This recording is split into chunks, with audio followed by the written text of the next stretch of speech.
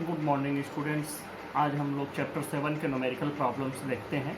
इसमें पहले कुछ डिफ़िकल्ट क्वेश्चन देखते हैं। इजी क्वेश्चन तो आप कर ही लेंगे, तो हम इसके 25th क्वेश्चन पर चलते हैं। 7.25 आपके NCERT का।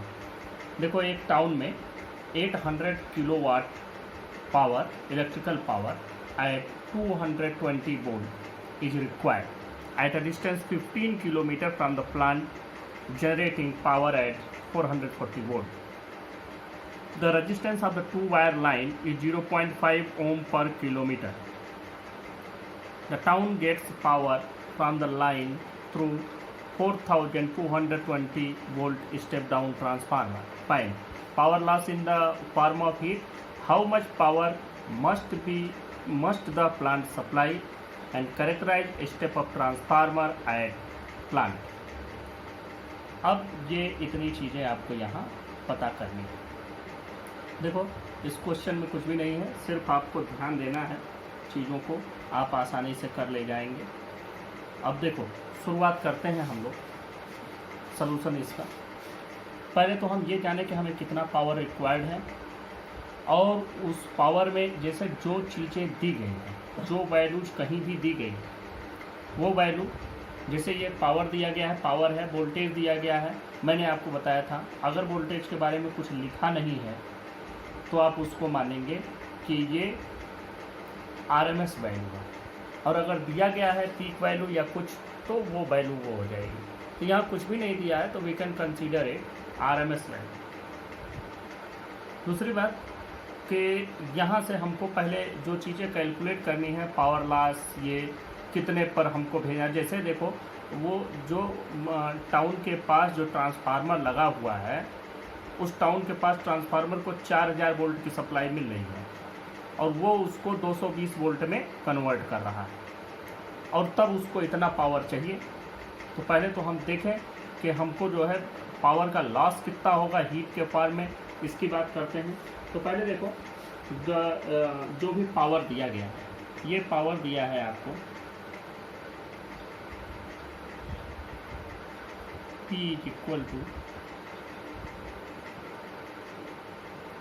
800 किलोवाट, यह P की वैल्यू दी गई है, और इसमें 800 इंटू 10 पावर 3 वाट हो जाएगा।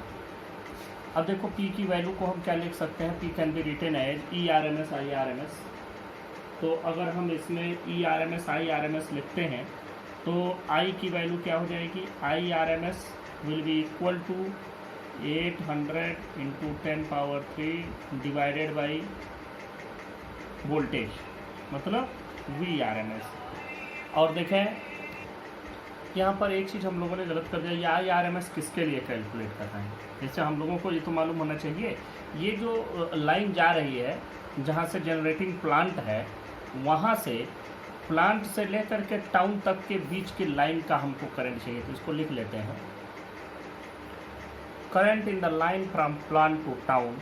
अब ये वैल्यू लिखेंगे IRMS की वैल्यू, ये पावर मतलब 800 into 10 power 3 divided by voltage.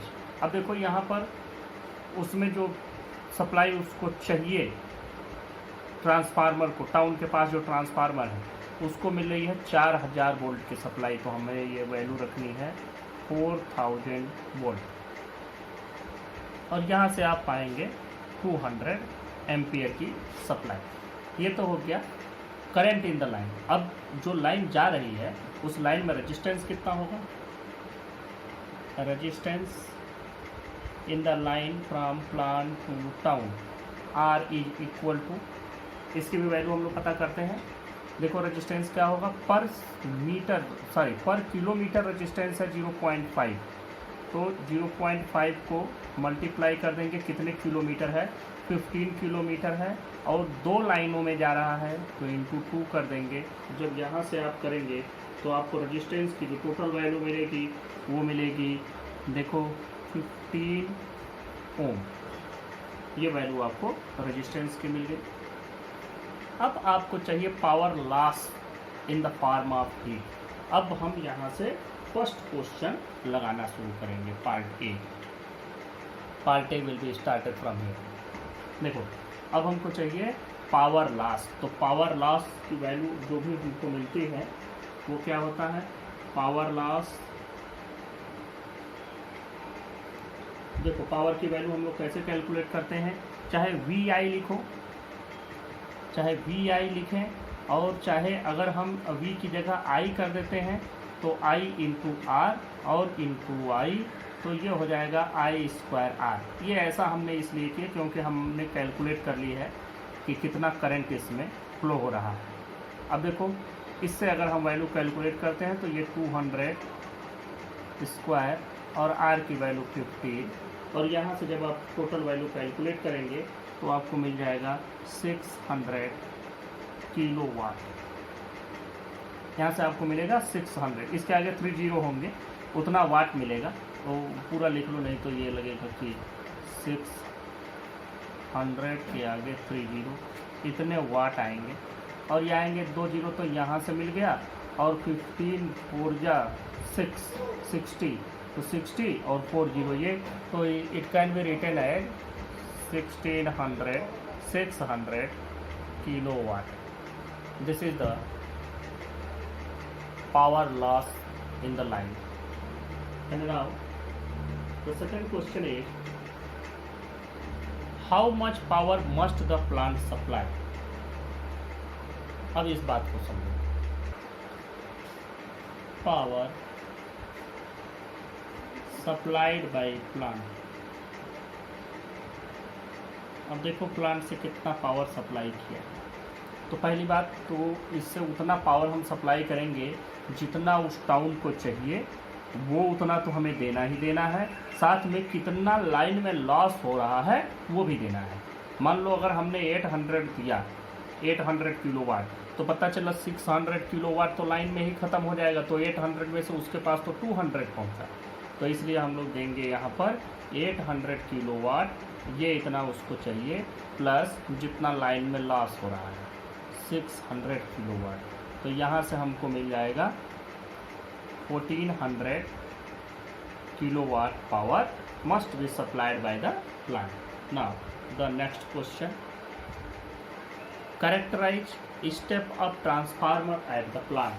अब ये देखो, ये बात एक समझने वाली है कि हम जो स्टेप अप ट्रांसफार्मर लगाएं उसकी कैरेक्टरिस्टिक क्या होनी चाहिए, मतलब कितने से कितने को वो कन्वर्ट करे। तो ये बात तो तुमको समझ में आ रही है कि यहाँ पर बन कितना रहा है, 440 वोल्ट की सप्लाई यहाँ से बन रही है। ये इस जगह पर हमने लिखा है, आपके क्वेश्चन में ही दिया गया है। तो 440 volt supply is being generated from the plant. इतने वोल्ट की सप्लाई बन रही है, इसको आपको कन्वर्ट करना है इतने में कि वहाँ तक पहुँचे तो उसको 4000 वोल्ट की सप्लाई मिले। मतलब कि हमको ये पता करना है कि इसको 4000 वोल्ट में बदलना है। और दूसरी बात ये भी है कि अगर हम 440 वोल्ट को 4000 वोल्ट में बदल दें और लाइन में ही कुछ लॉस हो जाए, कुछ हमारा वोल्टेज लाइन में लॉस हो जाए, तो ये वोल्टेज ड्रॉप होता जाएगा। क्योंकि हर लाइन पर हर जगह रेजिस्टेंस उसको मिल रहा है, तो उस रेजिस्टेंस के थ्रू कुछ न कुछ वोल्टेज ड्रॉप होगा। तो पहले हम ये पता कर लें कि कितना वोल्टेज ड्रॉप होगा in the line, and then we will calculate that what must be conversion from 440 to how much should be generated. तो अब पहले बात करते हैं कि जो वोल्टेज ड्रॉप हो रहा है लाइन में, पहले उसको कैलकुलेट करते हैं, फिर वैल्यू हम देखते हैं। तो voltage drop in line is equal to, ये वैल्यू आई आर की हो जाएगी, V is equal to I R. तो अब आई की वैल्यू आपने कैलकुलेट करी 200 एम्पियर, और इनटू रेजिस्टेंस की वैल्यू भी आपको मिल गई है 15 ओम। तो ये वैल्यू आपको मिल जाएगी 15 2 जा 30, 300 वोल्ट की सप्लाई हमारी बीच में ही ख़त्म हो गई। ये इतना पोटेंशियल ड्रॉप हो जाएगा, मतलब 3000 वोल्ट की सप्लाई अगर आपने दी तो उस टाउन तक पहुंचते पहुंचते जीरो हो जाएगा। तो अब कितना देना है कि वहाँ 4000 पहुँचे, तो इसी में 4000 ऐड करके उसको दे दो, तो ये इतना लॉस हो जाएगा, उतना बचेगा। तो हम लोग क्या करेंगे, voltage output at plant, voltage output at plant is equal to, देखो ये जो पावर लॉस हो रहा है, पोटेंशियल ड्रॉप, ये voltage drop 3000 plus 400 is required, sorry 4000 is required, means total 7000 volt. तो हमारा जो ट्रांसफार्मर होगा, step up transformer, step up transformer कितने से 440 से 7000 volt is required at plant, this is required at plant, this is your complete answer. अब इसी में क्वेश्चन 7.26 भी इसी से रिलेटेड है, उसमें कुछ नहीं कहा गया है, कहा ये जा रहा है कि अगर हम ये जो ट्रांसफार्मर लगाए हुए हैं, देखो 4220 वोल्ट के ट्रांसफार्मर को अगर रिप्लेस कर दिया जाए 40,222 वोल्ट, अब देखो 40,000 टू 220 वोल्ट, मतलब 40,000 से 220 वोल्ट के ट्रांसफार्मर में अगर रिप्लेस कर दिया जाए, तो फिर ये सारी चीज़ें कैलकुलेट करो और ये भी बताओ कि ये वाला ट्रांसफार्मर ज़्यादा अच्छा है और इस ट्रांसफार्मर को यूज करना अच्छा है, या फिर जो हम 40,000 टू 220 पर जा रहे हैं वो अच्छा है। तो पहले हम लोग इसको लिख भी लेते हैं question. Calculate all above after replacing the transformer by 40,000 to 20 volt. हम लोग करते हैं, इसके सलूशन को लिखते हैं।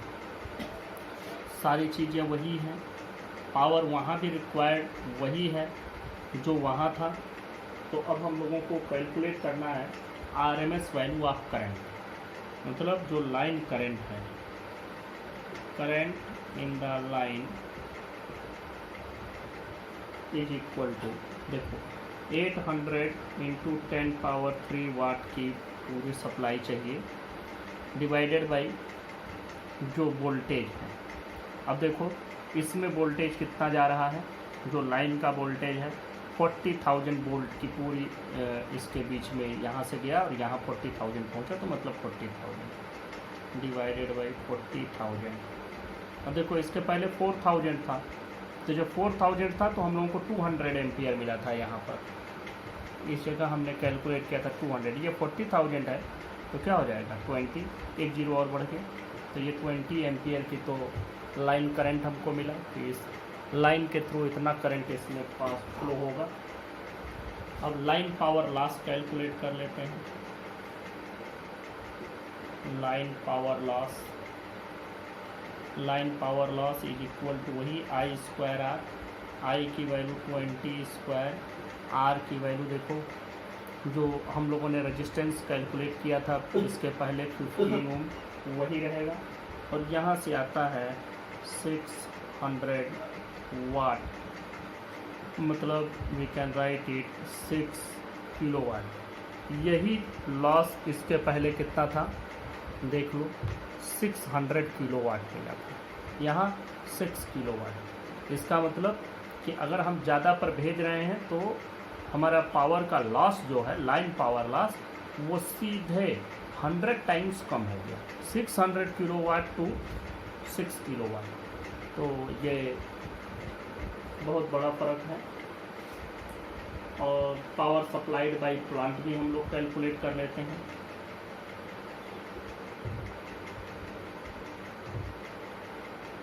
पावर सप्लाइड बाई प्लांट, ये प्लांट को कितना सप्लाई करना है, 800 किलोवाट उसको चाहिए, 6 किलोवाट का नुकसान हो रहा है, तो 806 kilowatt power must be supplied by the plant. यह हो गया। Now the last, what will be the configuration of step up transformer at the plant. तो स्टेप अप ट्रांसफार्मर की वैल्यू पता करनी है। इसके लिए लाइन में वोल्टेज ड्रॉप निकालना है। वोल्टेज ड्रॉप इन लाइन, ये क्या होगा, आई आर होगा। आई की वैल्यू 20, आर की वैल्यू हमारे पास पहले ही कैलकुलेट किया हुआ है क्वेश्चन 25 का 15 ओम। तो यहाँ से मिला 300, वोल्टेज ड्रॉप है 300 वोल्ट। देखो सारी चीज़ें पहले वाले से कंपेयर करते चलो। इसके पहले था 3000 वोल्ट, यहाँ 300 वोल्ट। तो इसका मतलब इतना ही वोल्टेज ड्रॉप हो रहा है। तो कितना वोल्टेज सप्लाई करना चाहिए वहाँ से, अब ये वैल्यू आपको आसानी से मिल जाएगी। और इस वैल्यू को निकालना बहुत आसान भी है। इसके लिए करना क्या है, वहाँ पहुँचना चाहिए 40,000 वोल्ट, और ये इतना पोटेंशियल ड्रॉप हो गया। तो हमको कितना वोल्ट सप्लाई करना चाहिए, तो लिख लेते हैं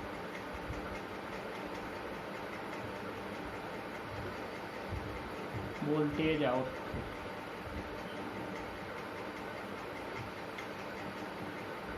बाई स्टेप अप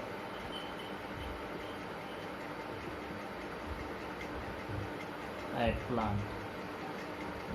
ये कितना होना चाहिए, देखो 40,000 वोल्ट प्लस 300, इन दोनों को जोड़ दो, 40,300 volt must be supplied by the plant step up transformer. तो उसका कॉन्फ़िगरेशन क्या हो गया, उसका स्टेप अप ट्रांसफार्मर का कॉन्फ़िगरेशन हो गया, यहाँ से ऐसे डायरेक्ट लिख देते हैं। 440 वोल्ट तो वहाँ बन रहा है, और इसको कन्वर्ट करना है 40,300 वोल्ट। मतलब this step of transformer is required eight the plant. अब हम लोग पावर लॉस कैलकुलेट कर लेते हैं। क्या पावर लॉस हो रहा है, power loss by earlier transformer. जो पहले वाला ट्रांसफार्मर है उसमें पावर लॉस हम लोग अगर कैलकुलेट करें कि क्या परसेंट का पावर लॉस उसमें आया, तो वो कैलकुलेट किया जा सकता है। देखो उसमें कितना पावर दिया गया था, ये पूरा हमें चाहिए। अब इसके लिए हम लोग पहले वाले क्वेश्चन पर चलते हैं कि कितना दिया गया, कितना उसको चाहिए था। देखो पावर लॉस 600 किलोवाट का पावर लॉस हुआ, जबकि सप्लाई किया गया था 1400। तो 1400 सप्लाई हुआ, 600 उसमें लॉस हो गया। तो लॉस का परसेंटेज क्या हो गया, 600/1400 × 100। ये कैलकुलेट करना, 600/1400 × 100। और यहाँ से जो हमको वैल्यू मिल रही है वो मिल रही है 43%। This is power loss by earlier transformer, और power loss by later transformer. इसमें देखो 6 किलोवाट की सप्लाई दी गई है, डिवाइडेड बाय 806 किलोवाट। इसमें 6 किलोवाट तो लॉस हुआ, 806 वाट सप्लाई किया गया इनटू 100। तो यहाँ से मिल रहा है 0.74%। अब यहाँ पर आपको लिख लेना है। इसके बाद 10 the percentage loss is greatly reduced by high voltage transmission. तो वोल्टेज जो ये पावर लॉस है, परसेंटेज लॉस ऑफ पावर, ये उसको बहुत कम कर दिया गया जब हम हाई वोल्टेज ट्रांसमिशन कर रहे हैं। तो इसका मतलब ये हो गया कि हमको जब भी हाई वोल्टेज पर ट्रांसमिशन करेंगे तो हमको पावर लॉस कम से कम झेलना पड़ेगा। और सिर्फ उसमें खर्च क्या बढ़ रहा है, आपको ये ट्रांसफार्मर थोड़ा सा दूसरे क्वालिटी का चाहिए, जो उसमें हम थोड़ा कम टर्न और कम उस पर बना रहे थे। सिर्फ एक ट्रांसफार्मर अगर बड़ा लगाते हैं तो आपका जो लॉस है ये लॉस इतना बच जाएगा। ये लॉस तो हमेशा होना है, ये लॉस आपको एक ही बार बियर करना है कि इतना हमको इस कॉन्फ़िगरेशन का ट्रांसफार्मर बनाने के लिए हमें थोड़ा सा मेहनत करना पड़ेगा, बस एक बार, लेकिन पावर लॉस डेली बचेगा। ये question number 25 and 26 are completed. Next question देखते हैं, क्वेश्चन नंबर 21 7.21। देखो इसमें एक सीरीज LCR सर्किट है। L की वैल्यू 3 हेनरी, कैपेसिटेंस की वैल्यू 27 माइक्रोफैरड, रेजिस्टेंस की value 7.4 ohm. Find resonant frequency and Q factor, ये दोनों चीज़ें आपको पता करनी है।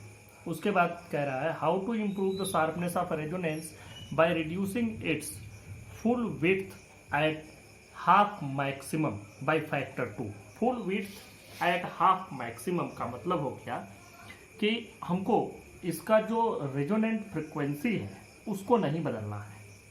बिना रेजोनेंट फ्रिक्वेंसी को बदले ही हमको इसको चेंज करना है, इसकी शार्पनेस बढ़ानी है, और वो भी कितना, 2 टाइम्स बढ़ानी है। तो पहले हम लोगों को जो जो चीज़ें पूछी गई हैं पहले उनको कैलकुलेट करते हैं। पहले आपको पूछा गया है रेजोनेंट फ्रिक्वेंसी, तो देखो रेजोनेंट फ्रिक्वेंसी की वैल्यू आप लोग कैलकुलेट करना।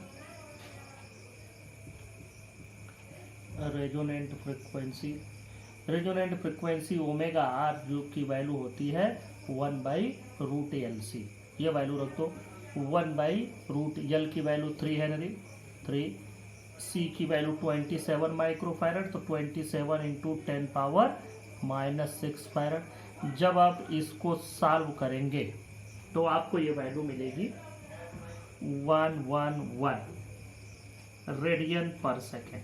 ओमेगा है तो रेडियन पर second. This is the value of resonant frequency. Now we have to find Q factor.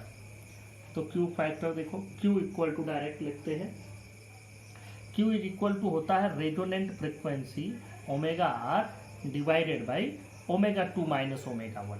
तो ओमेगा 2 माइनस लिख देते हैं पूरा। तो अब ओमेगा आर डिवाइडेड बाई, हम लोग जब इसकी वैल्यू रखते हैं ओमेगा 2 माइनस ओमेगा 1 की वैल्यू या डेल्टा ओमेगा की जो वैल्यू मिलती है वो वैल्यू आती है आर डिवाइडेड बाई यल। तो अब इसको करो यल omega R divided by R. अब ये वैल्यू रखना है, यल का मतलब 3, ओमेगा आर का मतलब 111 डिवाइडेड बाई आर का मतलब 7.4, and after solving it we get 45।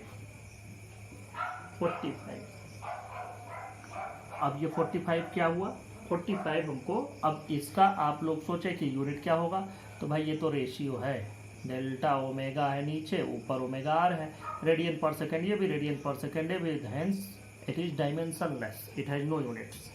तो ये एक न्यूमेरिक वैल्यू होती है, तो ये 45 आ गया।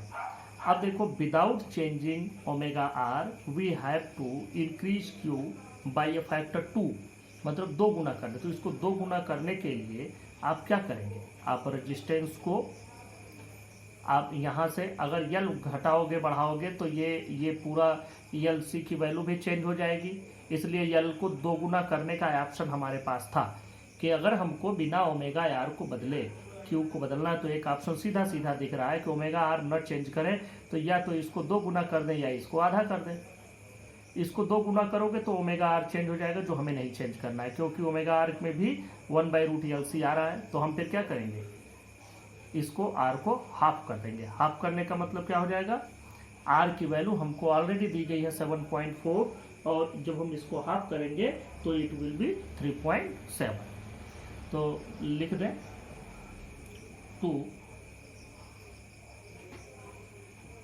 improve Q by 2 times we reduce the resistance, we improve the resistance, we reduce the resistance by half, that is R by 2. So this is the method to improve. Question number 28, 20वां question देखें। इसमें आपको दिया है एक inductor की value इतना Henry, capacitance के इतने, रेजिस्टेंस के इतने, और ये कनेक्टेड है 220 वोल्ट वेरिएबल फ्रिक्वेंसी सप्लाई से, मतलब एसी से। तो आपको कैलकुलेट करना frequency for which current amplitude is maximum, obtain this maximum value, ये करंट की मैक्सिमम वैल्यू पता भी करना है। Frequency for which average power absorbed by circuit is maximum, obtain the value of maximum power, ये भी पता करना है आपको। For which frequencies of the source is the power transfer to the circuit half the power at resonant frequency, what is the current amplitude at these frequencies. और चौथी चीज़ पता करनी है क्यू फैक्टर। तो जो जो चीज़ें इसमें दी गई हैं, जैसे इंडक्टेंस की वैल्यू, कैपेसिटेंस, रेजिस्टेंस, इन सबको हमने, अब कैपेसिटेंस नैनो फैरड में था तो इसको फैरड में बदल दिया 10⁻⁹ से मल्टीप्लाई करके, ये तो हेनरी में ही था। ये VRMS है, चूँकि इसमें कुछ लिखा नहीं गया है तो हमने पहले ही बात आपको बता दी थी कि अगर कोई चीज़ लिखी न हो करंट या वोल्टेज में AC में, तो उसको हम क्या कहेंगे, RMS। अब हम लोग इस क्वेश्चन को सॉल्व करना शुरू करते हैं। अब देखें यहाँ पर इसके सॉल्यूशन में बात करते हैं। पहले हम लोग, क्वेश्चन तो हमको मिल गया कि ये इतना है। फर्स्ट क्वेश्चन पर चलते हैं। Frequency for which average, frequency for which current amplitude is maximum. तो आपको मालूम है कि करंट एम्पलीट्यूड कब मैक्सिमम होता है, रेजोनेंट फ्रिक्वेंसी पर। रेजोनेंट फ्रिक्वेंसी पर करंट एम्पलीट्यूड मैक्सिमम होता है। तो रेजोनेंट फ्रिक्वेंसी पता करते हैं, तो पहले ओमेगा आर की वैल्यू पता करते हैं। ओमेगा आर की वैल्यू होती है 1/√LC, ये आपको पहले से पता है। अब देखो, अगर आप इसकी वैल्यू पता करेंगे तो ये आपको मिल जाएगा 1/√L की वैल्यू रख दो, 0.12, C की वैल्यू रख दें 480 × 10⁻⁹। आप जब इसको सॉल्व करेंगे तो आपको मिलता है 4167 रेडियन पर सेकेंड। लेकिन आपसे पूछा गया है frequency for which, this is angular frequency, not the frequency, but this angular frequency can be written as 2πf_r, since it is resonant therefore I have written with r suffix। तो ये value कितनी हो जाएगी 4167, और यहाँ से FR की value क्या हो जाएगी 4167 डिवाइडेड बाई 2π, और यहाँ पर आप इसकी वैल्यू को पुटअप कर दीजिए। जैसे ही आप 2π की वैल्यू को रखेंगे, मतलब 2 × 3.14 जैसे ही रखेंगे, तो यू विल गेट 663 hertz.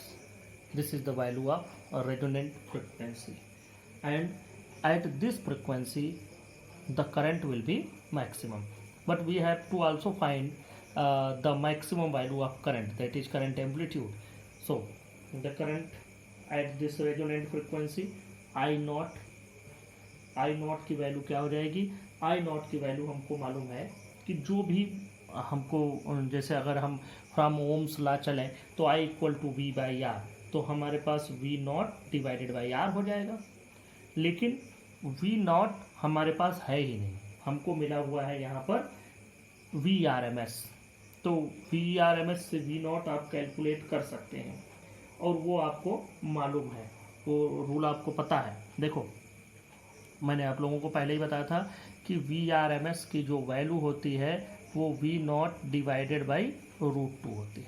तो अगर V0 कैलकुलेट करेंगे तो VRMS √2 इससे मल्टीप्लाई हो जाएगा, तो डिवाइडेड बाई R, तो V0 की वैल्यू रख दो जो भी है, तो यह हो जाएगा VRMS √2 डिवाइडेड बाई R। ये इतनी वैल्यू आपको मिल गई। अब इसमें इस वैल्यू को आप पुटअप कर दीजिए। देखें, ये वैल्यू होती है 230, ये तो आपको दिया ही है, √2 डिवाइडेड बाई R की वैल्यू आपके पास पहले से है, एंड दिस वैल्यू इज 23। तो ये 23 को इससे आप कैंसिल कर देंगे तो ये बचेगा 10√2, ये I0 है, मतलब एम्पियर। इसको अगर आप सॉल्व करते हैं तो आपको मिलेगा 14.1 एम्पियर। इससे कंफ्यूजन होता है तो मैंने समझाया था। This is the value of current amplitude. इसके सेकेंड पार्ट पर चलते हैं। सेकेंड पार्ट क्वेश्चन का देखो। Second part is frequency for which average power absorbed by circuit is maximum. Obtain the value of maximum power. अब इस question को हम लोग सॉल्व करते हैं। एवरेज पावर मैक्सिमम चाहिए, तो देखो part B, frequency for which average power absorbed by circuit is maximum, वो फ्रीक्वेंसी भी चाहिए and obtain the value of maximum power, power भी चाहिए। दोनों चीज़ें किस फ्रीक्वेंसी पर मैक्सिमम होगा और कब। तो देखो एवरेज पावर का पहले हम लोग फार्मूला लिखते हैं। अब ये फार्मूला होता है ERMS IRMS cos फाई।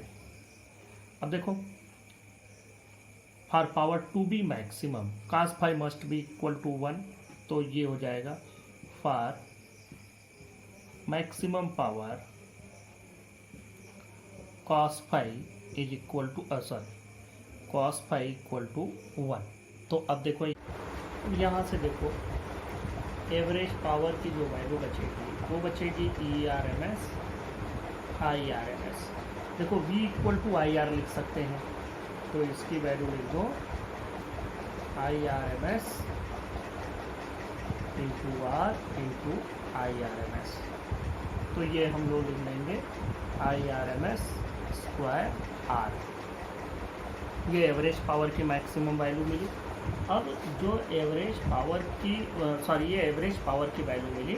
अब एवरेज पावर की जो मैक्सिमम वैल्यू होगी उसकी बात देखते हैं। ये एवरेज पावर की जो मैक्सिमम वैल्यू होगी वो होगी, अब देखो रेजिस्टेंस तो रेजिस्टेंस है, वो तो घटना बढ़ना नहीं है।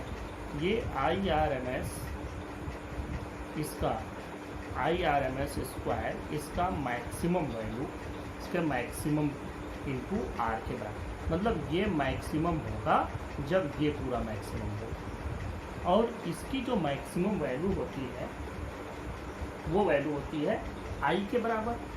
तो इसको हम लोग लिख सकते हैं, यहाँ से आप लोग देखें IRMS को लिखा जा सकता है I0 डिवाइडेड बाई √2। तो यहाँ से हम लोग लिख देते हैं I0 बाई √2 इसका होल स्क्वायर इंटू R। अब इस वैल्यू को देखें, ये वैल्यू हो गया 1/2 I0 स्क्वायर R। अब यहाँ से भी आपको एक बात समझना है कि अगर हम I की जगह V/R लिखें तो ये लिखा जा सकता है I0 इक्वल टू V0/R। तो देखो ये वैल्यू हो जाएगी 1/2 V0 square by R square into R, और ये वैल्यू आएगी 1/2 V0 स्क्वायर बाई R। अब जब यहाँ से इतनी वैल्यू मिल गई तो ये इसकी मैक्स वैल्यू आपको मिलेगी 1/2। देखो V0 की वैल्यू हमारे पास है नहीं, तो V0 की जगह हम क्या लिख सकते हैं, V0 कैन बी रिटन है VRMS √2। ये V0 की जगह लिख दिया डिवाइडेड बाई R। अब ये 1/2 VRMS की वैल्यू आपको दी गई है 230 वोल्ट, तो ये हो गया 230। ये इसका जी स्क्वायर होगा, तो 230 वोल्ट का स्क्वायर 230 इंटू 230 इंटू √2 का स्क्वायर 2 डिवाइडेड बाई R की वैल्यू 23। अब ये 2 से 2 कैंसिल, और 23 से इसको कैंसिल करोगे 10 टाइम्स, तो ये आपको मिला 2300 watt. This is the value of maximum power. अब इसके पार्ट सी पर चलते हैं। For which frequencies of the, पूरा देख लें, for which frequencies of the source is the power transfer to the circuit half the power at resonant frequency. What is the current amplitude at these frequency. हम लोग एक जब Q factor पढ़ रहे थे तो वहाँ मैंने एक आपको इस तरह से ग्राफ बनवाया था जिसमें इस पर हम लोग पावर लिए थे। यहाँ पर जो इस पर हमने ω_t लिया था, जब इसको हम ऐसे लिए थे तो इस पर हमने बताया था कि ये मैक्सिमम पावर है P max, और ये 2 पॉइंट और लिए गए थे जहाँ पर P max/2 हमको मिला था। तो पी मैक्स बाई 2, इसको हमने कहा था ओमेगा 1, ये ओमेगा 2। अब देखो ये जो इतनी दूर की वैल्यू आई थी, ये जो इनका डिफरेंस आया था, this difference is equal to delta omega, ये हमको मालूम है। तो यहाँ मान लेते हैं let the two frequencies are omega 1 and omega 2। अब देखो ओमेगा 2 माइनस ओमेगा 1 की जो वैल्यू हम लोगों ने कैलकुलेट की, मतलब डेल्टा ओमेगा की, ये वैल्यू हमको मिली थी are by L.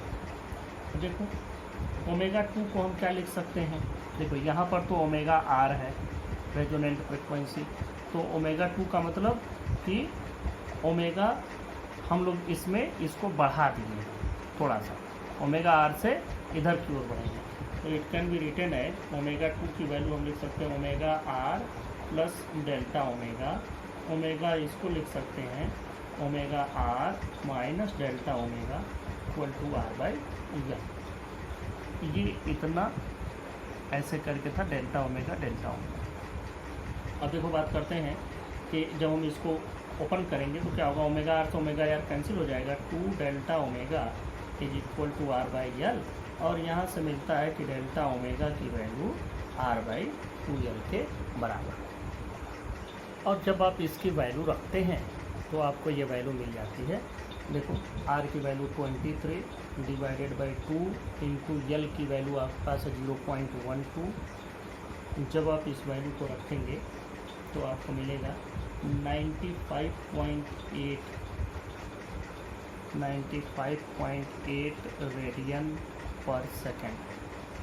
This value will be 95.8 radian पर सेकेंड। अब देखो डेल्टा ओमेगा की वैल्यू तो इतनी मिली, डेल्टा ओमेगा का मतलब हो गया कि omega is equal to 2 pi F होता है, तो it can be written as 2 pi delta F is equal to 95.8, मतलब delta F is equal to 95.8 divided by 2 pi, ये वैल्यू होगी। अब देखो यहाँ पर जो भी वैल्यू आ रही है उसको रख दो, 95.8 इंटू 2/3.14, और यहाँ से आपको जो वैल्यू मिलेगी इसको सॉल्व करने पर वो मिलेगा 15.2 हर्ट्ज। ये हो गया डेल्टा एफ की वैल्यू। तो जो फ्रिक्वेंसीज हैं, दोनों फ्रिक्वेंसीज हैं, ये तो हमने एंगुलर फ्रिक्वेंसी मानी थी। Late the two angular frequencies, यहाँ पर ये चीज़ बढ़ा लेना नहीं तो ये गलत हो जाएगा। Let the two angular frequencies आ रहा, तो जो फ्रिक्वेंसीज हमारी होंगी वो क्या होंगी, वो देखो F1 इज इक्वल टू, देखो ओमेगा 2 को हमने क्या लिया, omega R plus delta omega, तो F1 इज इक्वल टू क्या होगा, F R plus delta F, और F R plus delta F, sorry इसको हमने लिया था माइनस में क्योंकि ये लेफ्ट में है ना, माइनस। अब एफ आर की वैल्यू जो आपको पहले मिली थी 663.5 माइनस 15.2, और ये वैल्यू आएगी 648.3 हर्ट्ज। अच्छा, अब जब आप इसको कैलकुलेट करेंगे F2 की वैल्यू, तो ये क्या आएगी, resonant frequency plus delta F, 663.5 plus 15.2, और इसकी वैल्यू मिल जाएगी 678.7 हर्ट्ज। या अब देखो इस पर जो पावर होगा, मैक्सिमम पावर का ठीक आधा होगा इन दोनों पॉइंट पर। इन दोनों पॉइंट पर पावर की वैल्यू मैक्सिमम पावर का जस्ट हाफ होगा। तो अब हम लोग करंट एम्पलीट्यूड भी निकाल लेते हैं कि what will be the current amplitude. तो करंट एम्पलीट्यूड, अब देखो ये जानते रहना कि P इज डायरेक्टली प्रोपोर्शनल टू होता है I², और इन जगहों पर पावर का ठीक हाफ पावर है, मतलब 1/2 P मैक्स की वैल्यू यहाँ पर मिल रही है। तो current amplitude at these frequencies